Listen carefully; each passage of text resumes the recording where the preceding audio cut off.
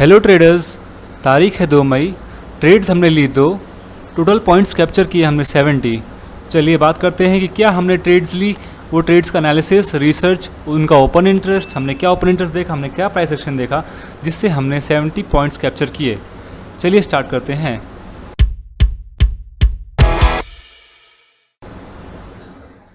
तो हमने पहले ट्रेड ली थी 924 पे लिया था हमने पुट। इसके पीछे का एनालिसिस ये रहा कि हमने मॉर्निंग में ये बॉक्स ड्रॉ किया था और हमने कहा था कि ये बॉक्स के ऊपर जाने और सस्टेन करने के बाद एक पॉजिटिव मूव बनेगा, पर इसने जैसे ही रिजेक्शन लिया 36,050 से वापस एक नेगेटिव बायस हमारे पास आ चुका था और जैसे इसने प्रीवियस डे सपोर्ट तोड़ा तो हमने एक नेगेटिव एंट्री ले ली थी। इस नेगेटिव एंट्री हमने लेने के बाद इसने अराउंड 150 पॉइंट का मूव कैप दिया, पर अर्ली मॉर्निंग डीके की वजह से हमको सिर्फ अराउंड सिर्फ 40 पॉइंट्स का मूव मिला और हमारा टारगेट 1 उसमें भी हम लोग कैप्चर कर पाए। उसके अलावा हमने दूसरा ट्रेड लिया था अराउंड 10:11 पे पुट का, वो भी देख लेते हैं। 10:11 ओके, 10:11 पे पुट हमने इसलिए लिया था और इसका रीज़न भी एग्जैक्टली सेम यही था कि इसने उसी बॉक्स से वापस रिजेक्शन लिया, हमारा नेगेटिव बास में आए और जब इसने तोड़ा तो हमने यहाँ पे ट्रेड इनिशिएट किया, बट जितना फास्ट मोमेंटम था उतने में प्रीमियम वैसे ही काफ़ी आगे निकल चुका था, तो हमारी जो एंट्री थी वो काफ़ी लेट हो चुकी थी, तो उससे हम ज़्यादा पॉइंट्स कैप्चर नहीं कर पाए, पर हमारा फिर भी टारगेट 1 हिट रहा। टारगेट 1 हम लोग हिट कर पाए। तो आज के लिए यही 2 ट्रेड्स थे, उनके पीछे का लॉजिक और एनालिसिस आप जान चुके हो। ज़्यादा कुछ नहीं था, हम ज़्यादा ट्रेड नहीं लेते। हमारा मेन यही ऑब्जेक्टिव था कि अपने कैपिटल को सेव करना, क्योंकि जो हमारा नोशन था वैसे नोशन होना नहीं चाहिए।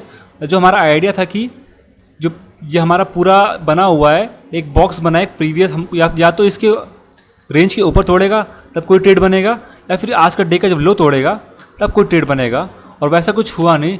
लास्ट में हुआ भी तो जो हमारा नेक्स्ट सपोर्ट था 36,200 का जो सपोर्ट रेजिस्टेंस था वहीं तक वो जा पाया। तो हमारा ट्रेडिंग सेशन सुबह 9:15 से 12:45 तक था। उसी के बीच में जितने ट्रेड्स बन पाए उतने ट्रेड्स हमने शेयर किए थे।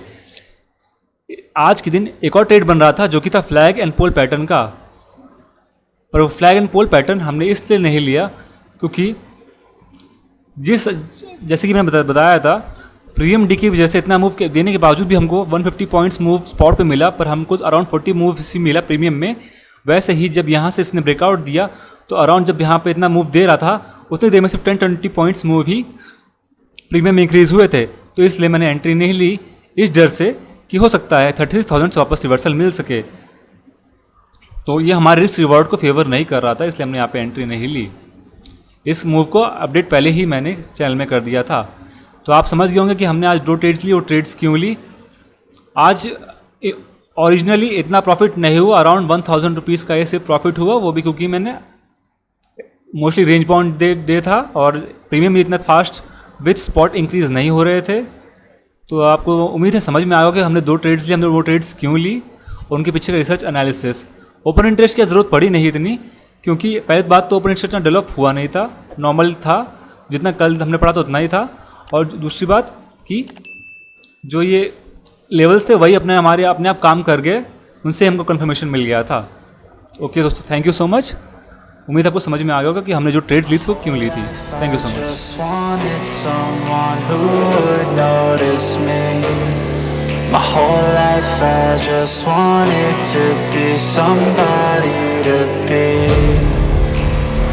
Yeah, I just wanna be great. Yeah, I just wanna be great.